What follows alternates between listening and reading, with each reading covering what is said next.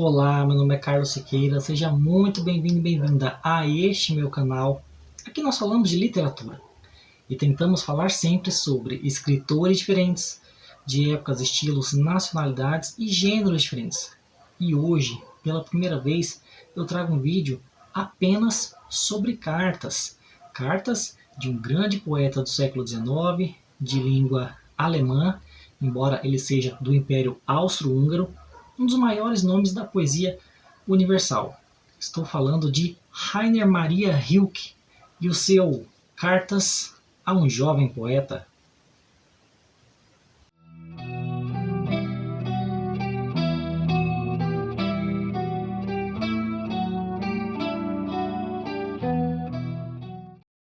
Bem, em primeiro lugar, eu devo dizer que este livro foi um presente dela, já conhecida patrocinadora do canal.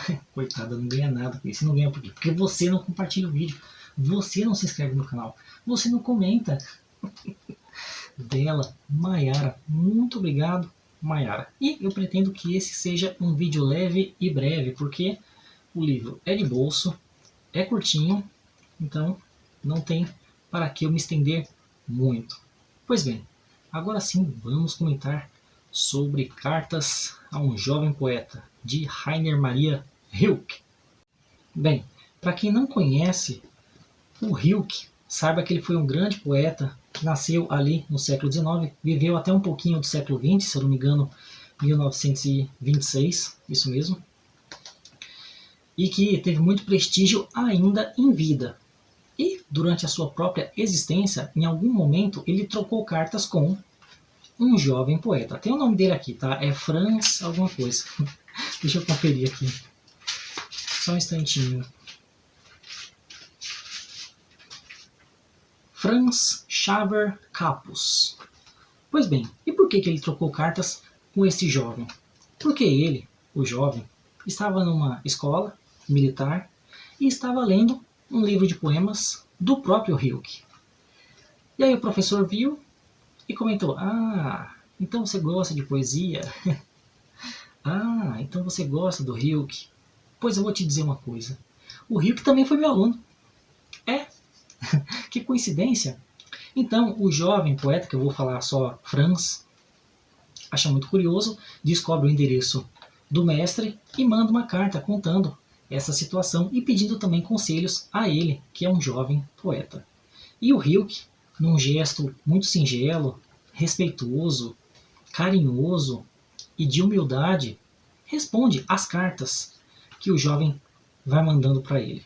E eu devo dizer que essas cartas, embora elas tenham sido endereçadas a uma pessoa específica que, depois da morte do Rilke, resolveu publicá-las porque ele acha que, e com razão, os conselhos que ele dá não se aplicam apenas para quem quer escrever, mas para qualquer pessoa mesmo, qualquer jovem aprendiz. E nós sempre devemos ser aprendizes na vida.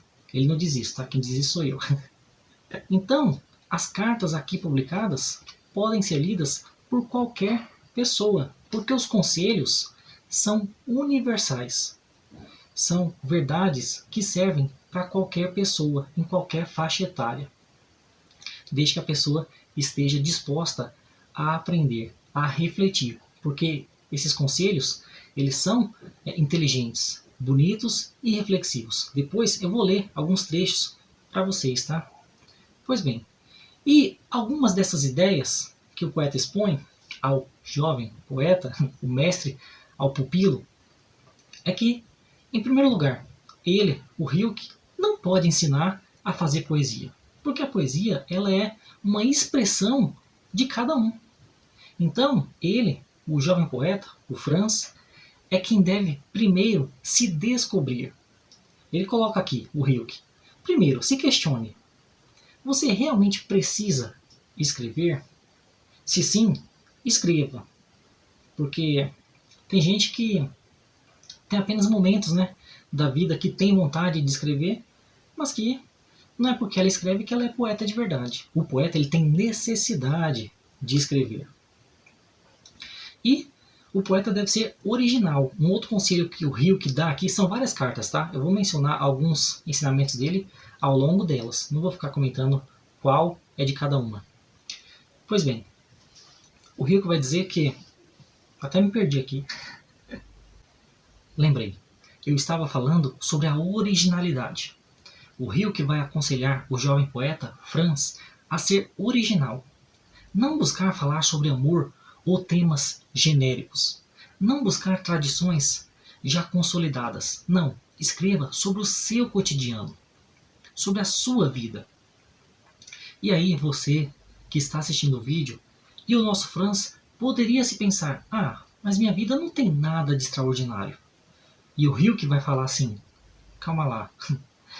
Não culpe a sua vida. Culpe você mesmo por não saber expressar a sua vida de uma maneira bela, criativa, bonita. E isso é muito interessante porque quantos artistas têm uma vida completamente comum? Eu estou lembrando aqui do Carlos Drummond de Andrade, que era funcionário público. Eu estou lembrando aqui de Jorge Luis Borges, grande escritor argentino. Aliás, uma hora eu vou fazer vídeo sobre ele, hein? Aguarde ainda esse ano, hein? Daqui a pouco, hein? O Borges, ele não saía da biblioteca e da casa da mãe dele. Não tinha nada de extraordinário. Agora vai ver o que o Drummond, o que o Borges escreveu. Coisas assim altamente imaginativas, com uma técnica muito apurada. Então, não culpe a sua vida. Culpe você por não saber se expressar de uma maneira que chame a atenção.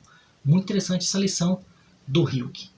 E de novo, vocês vão percebendo que todas as lições do poeta vão se encaixando uma coisa com a outra. Então, primeiro, seja original. Escreva sobre a sua vida. Mas para isso, você precisa se autoconhecer. O Rilke vai falar muitas vezes aqui que não é para o jovem poeta, o Franz, culpar os outros. Buscar resposta nos outros. Não, busque a resposta em você mesmo. Estude as suas próprias questões. Depois, talvez, você vivencie as respostas. Eu vou ler os trechos aqui daqui a pouco, tá? Ele menciona isso. Isso é muito interessante, essas lições que foram dadas lá no comecinho do século XX, se eu não me engano, essas cartas foram trocadas lá em 1902, 1903, alguma coisa assim. Comecinho do século XX. Mas elas se aplicam até os dias de hoje, né? Principalmente hoje, aliás. Por quê? Para você se conhecer, e aqui vem outro conselho do Rilke. Seja paciente. Muita gente tem pressa. Pressa para escrever bem. Pressa para publicar um livro. Pressa para ser reconhecido. Não precisa disso. Vivencie o processo. Que é uma coisa que vem faltando hoje, principalmente hoje, no século XXI. Ah, eu já quero alcançar logo o resultado. Calma lá.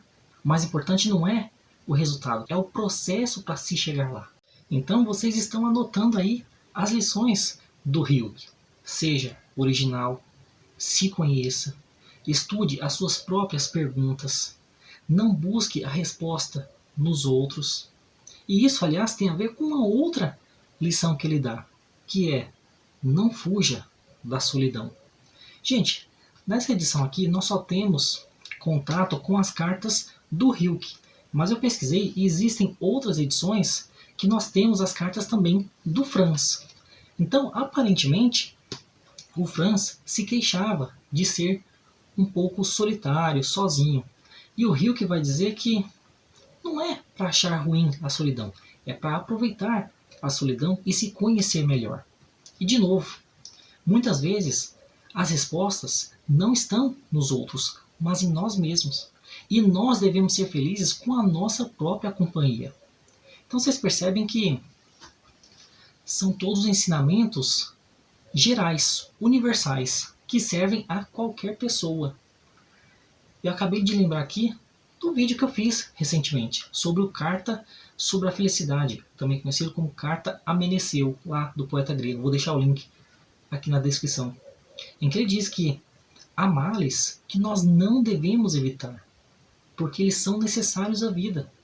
E quando nós superarmos, nós sentiremos prazer com isso depois. Então a solidão é um desses casos. Então, mais uma lição aqui do Rilke para o poeta. Bem, as lições são mais ou menos essas, mas eu vou ler alguns trechos para vocês perceberem a qualidade do Hilke enquanto escritor de prosa também, porque você sabe, né? Ele era poeta, mas a carta é um gênero da prosa. Pois bem, eu vou ler alguns trechos a partir de agora e vou fazendo comentários, tá? Bom, lá no começo ele fala sobre aquela questão de evitar escrever sobre amor e outras coisas, outros assuntos já consolidados. Ele diz assim: não escreva poemas de amor. Evite, a princípio, aquelas formas que são muito usuais e muito comuns.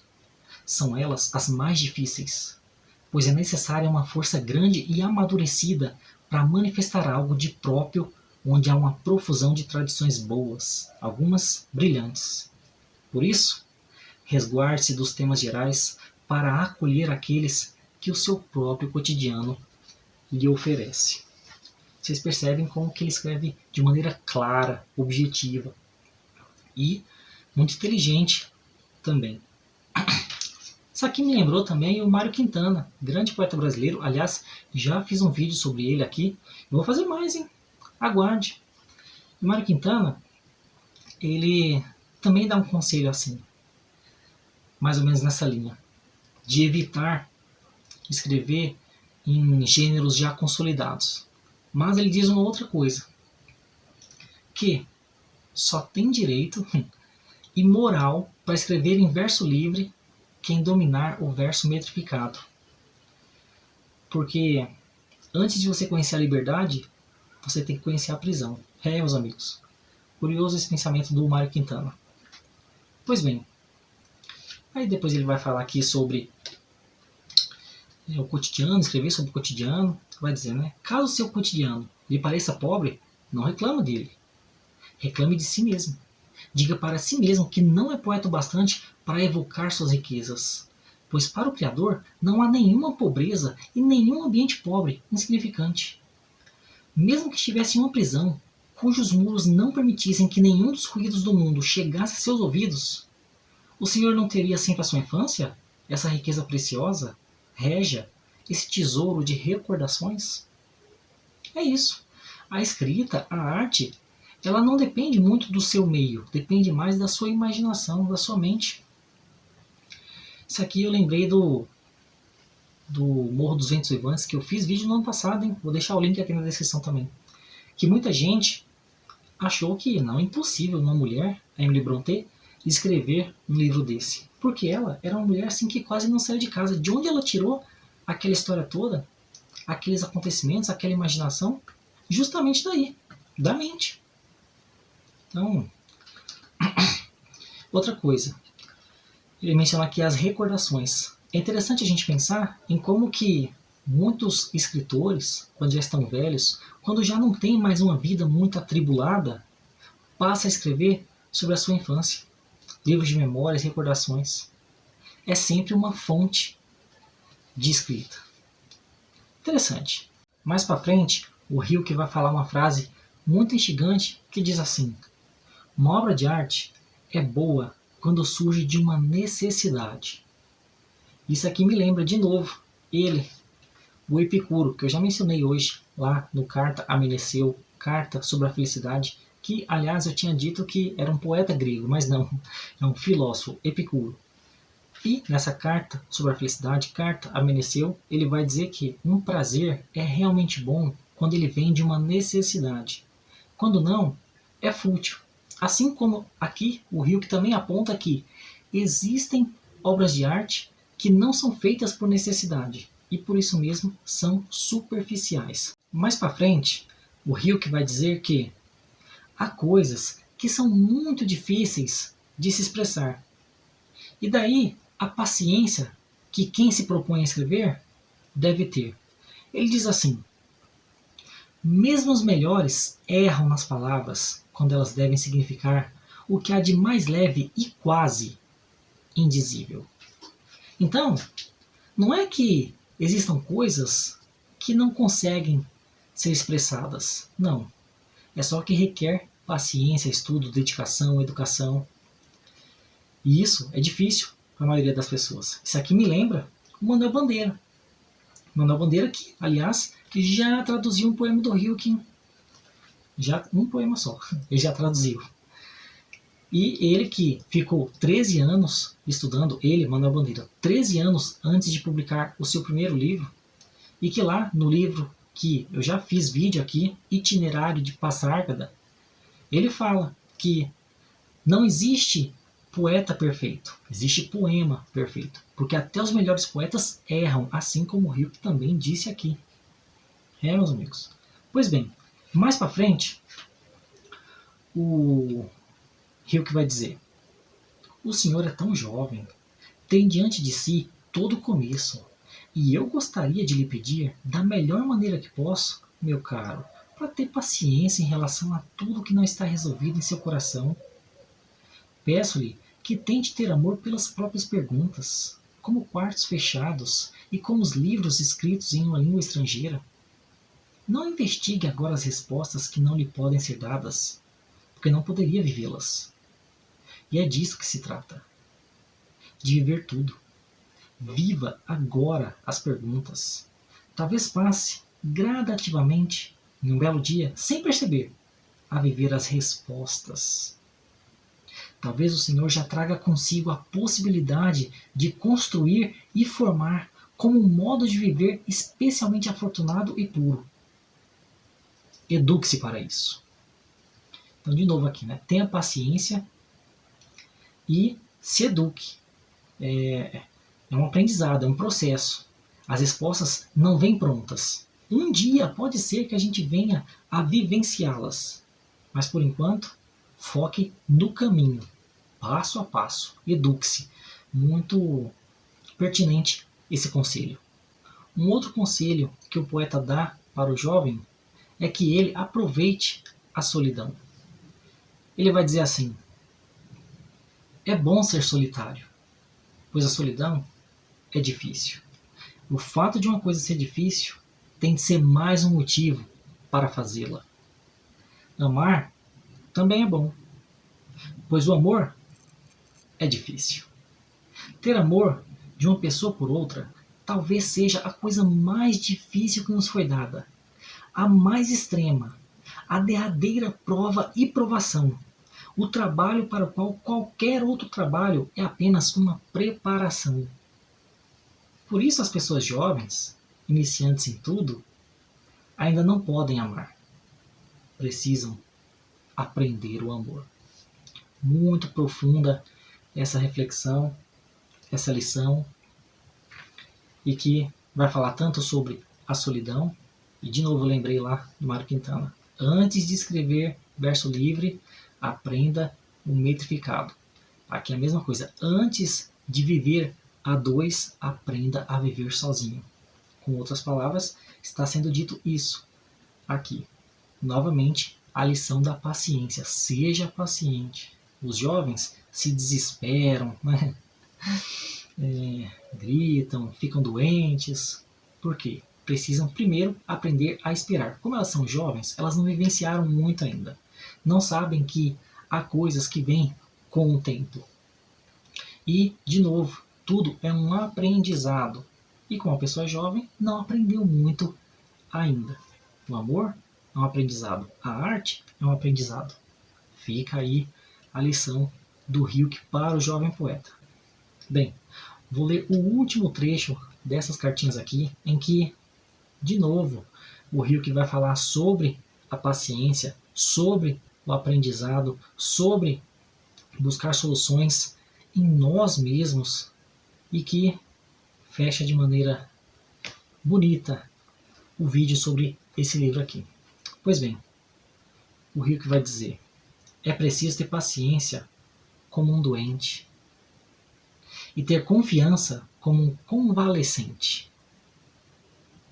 Pois talvez o Senhor seja ambas as coisas. Mais ainda, o Senhor também é o médico que tem de tratar de si mesmo. Mas em toda doença há muitos dias em que o médico não pode fazer nada, além de esperar. É isso, meus amigos. Uma lição clara de um livro curtinho, um livro que merece ser lido e relido. Dá para ler em apenas um dia. Muito obrigado, Mayara, pelo presente. Cartas a um Jovem Poeta, de Rainer Maria Rilke. Vocês viram que a linguagem é acessível, é fácil, é bonita, é leve, é reflexiva, é instigante. Mas é claro que, sendo este o meu canal, eu não poderia deixar de falar sobre ele. Mário Quintana, meu segundo poeta preferido, já foi mencionado no vídeo de hoje.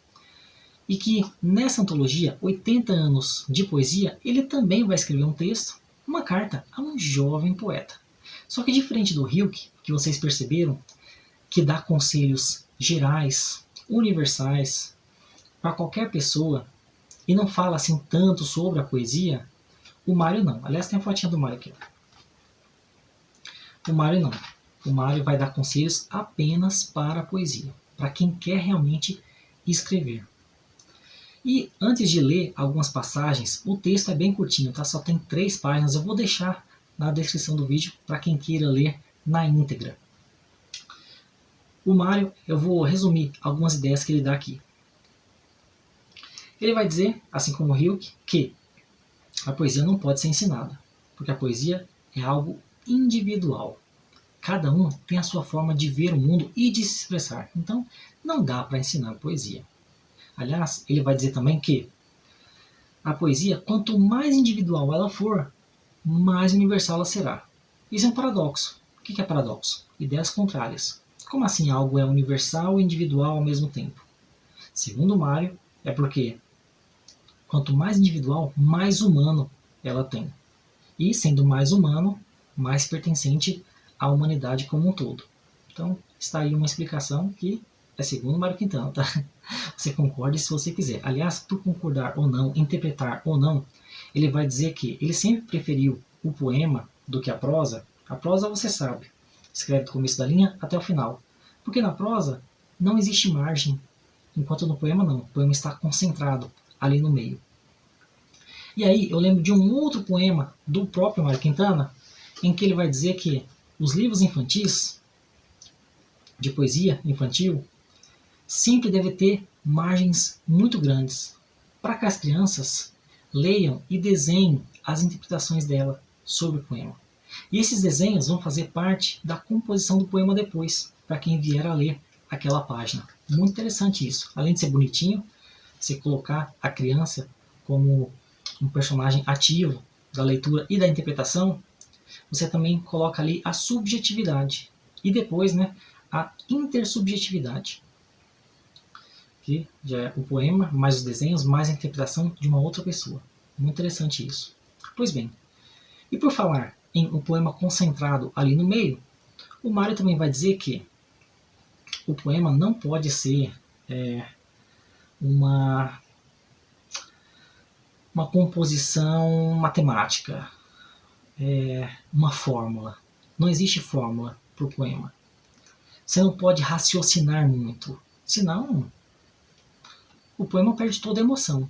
Não que o poema deve ser apenas emoções como alguns românticos pensavam. Não, não.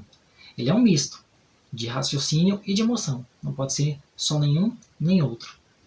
Mas o poema também não pode ser um esquema. Lembre a palavra. Ele não pode ser um esquema, nem pode ser um teorema. Teorema porque tem a ver com um raciocínio. E um esquema também porque é só um resuminho. Porque ele vai dizer que escreva o poema e deixe guardado. Depois você lê e vê o que está faltando. O que não precisa estar ali. Porque às vezes a gente no calor do momento escreve e muitas coisas ali estão superficialmente. Então podem ser retiradas. Então, retire algumas coisas. Pode o poema. Pode de podar, tá? Mas não reduza muito, porque ele não pode ser um esquema. Nem teorema, nem esquema. Muito interessante isso. Outra coisa, o poema, segundo Mário Quintana, ele é uma forma única, quase como que uma interjeição. Eu tenho dificuldade para falar essa palavra. Eu já errei várias vezes. Interjeição. Né? É como se fosse um grito. É interessante porque o grito muitas vezes é necessário. Isso aqui quem está falando sou eu. Mas o Rilke vai dizer, uma obra de arte, a gente acabou de ver, uma obra de arte é boa quando ela é necessária. Quando ela vem de uma necessidade. E para nós, leitores, espectadores, ouvintes, Quando aquilo se faz necessário para nós, aí que é melhor ainda, né? Foi necessário para escrever e para nós é mais necessário ainda ler. Muito interessante isso. Pois bem, agora sim eu vou ler uns trechos significativos dessa cartinha chamada Carta. Então ele vai dizer todas as coisas que eu já havia mencionado. Ele vai falar também para escrever sobre si mesmo, não sobre os seus gostos e tudo mais, mas as suas vivências, assim como o Hilke também coloca lá. Ele vai dizer assim: o que sobra para a poesia? Ué, sobras tu. Acha pouco? Não me refiro à tua pessoa. Refiro-me ao teu eu, que transcende os limites pessoais, mergulhado no humano. O profeta diz a todos: eu vos trago a verdade. Enquanto poeta mais humilde, limita-se a dizer a cada um: eu te trago a minha verdade. Aí mais para frente ele vai dizer, modéstia à parte, os críticos, a crítica da poesia, da literatura é enfadonha. E aliás o Hilke vai falar isso também, viu? Me esqueci de dizer. O Hilke vai falar: não preste muita atenção nos críticos.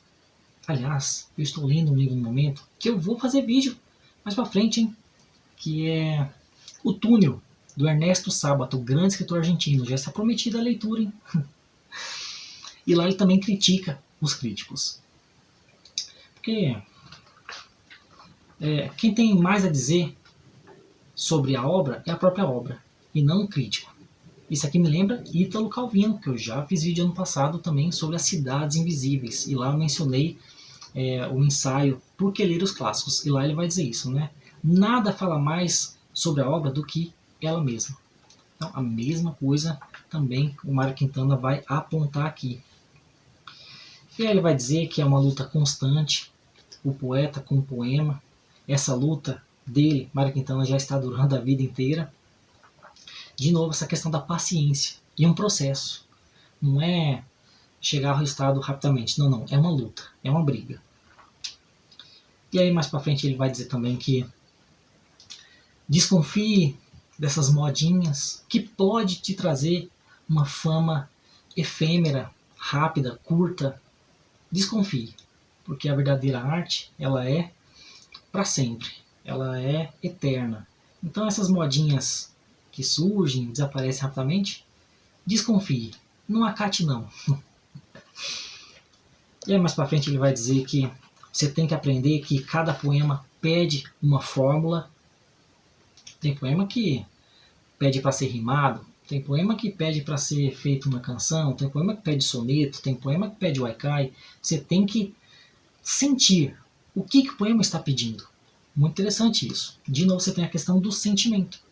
O poema não é apenas um teorema, não é apenas pensado, você tem que sentir também. E aí mais pra frente, ele vai dizer uma coisa que eu acho muito bonita, só para terminar o vídeo já. Ele vai dizer assim: desculpa se tudo isso é uma coisa óbvia, mas para muitos que tu conheces, ainda não é. Mostre-lhes, pois, essas linhas. Agora, que poetas deves ler? Lembrando que ele está conversando com um jovem poeta imaginário. Que poetas deves ler? Simplesmente os poetas que gostares. E eles assim te ajudarão a compreender-te. E aí mais pra frente ele vai falar: são os únicos que te convêm, pois cada um só gosta do que parece consigo. Já escrevi e repito, o que chamo de influência poética é apenas confluência. E isso me lembra, de novo, Ledo Ivo. Já fiz 2 vídeos sobre ele, vou fazer mais, hein? Aguarde. O Ledo Ivo que vai falar lá no Confissões de um Poeta, já fiz vídeo sobre esse livro. Que só nos influencia aquilo que já está em nós. E aí eu lembro do Manuel Bandeira. Manuel Bandeira, que vai dizer também na sua autobiografia poética, assim como Confissões de um Poeta, também vai dizer lá no Itinerário de Parsagda, que já foi mencionado hoje aqui, vai dizer que ele, Manuel Bandeira, só traduziu poemas que ele gostaria de ter escrito. Meus amigos, então, de novo aqui, a gente só lê o que a gente acha que se parece conosco. Essa foi uma dica do Mário Quintana. Uma carta a um jovem poeta, combinando aqui com cartas a um jovem poeta do Rio. Que fica essa a indicação. Esse foi o vídeo de hoje, ficou muito maior do que eu esperava. Desculpa. Se você chegou até aqui, muito obrigado pela atenção. Se você gostou do vídeo, curta, comente, compartilhe, se inscreva no canal. Essas coisas todas você está acostumado a fazer. Muito obrigado pela atenção e até a próxima. Olha que bonito esse trecho aqui, que o Rilke fala para o jovem poeta. Gosto de saber que meus livros estão em suas mãos. Bonito isso. Isso aqui me lembra que Paulo Franco, grande poeta brasileiro, que é meu conhecido, vocês sabem, já fiz um vídeo sobre ele aqui no canal, já o mencionei em vários outros vídeos e vou fazer mais um vídeo sobre ele esse ano ainda. Quando eu estava na faculdade ainda, ele lançou um livro na época, 2017, 2016, não lembro o ano exato, e aí eu escrevi uma resenha e ele comentou lá no meu blog. Vou deixar o link na descrição caso você queira ler a análise. Que o sonho de todo poeta é que o seu livro caia nas mãos de bons leitores. E ele estava muito feliz que os livros dele tenham caído nas minhas. Nunca esqueci isso. Muito bonito, viu? Não, você entendeu já o motivo de eu estar com a camisa do Blind Guardian, né? Banda alemã. Assim como o Rilke... Eita, caiu. Assim como o Rilke, também poeta de língua alemã. Ó. Aliás, Blind Guardian vai fazer show no Brasil esse ano. E infelizmente eu não vou assistir.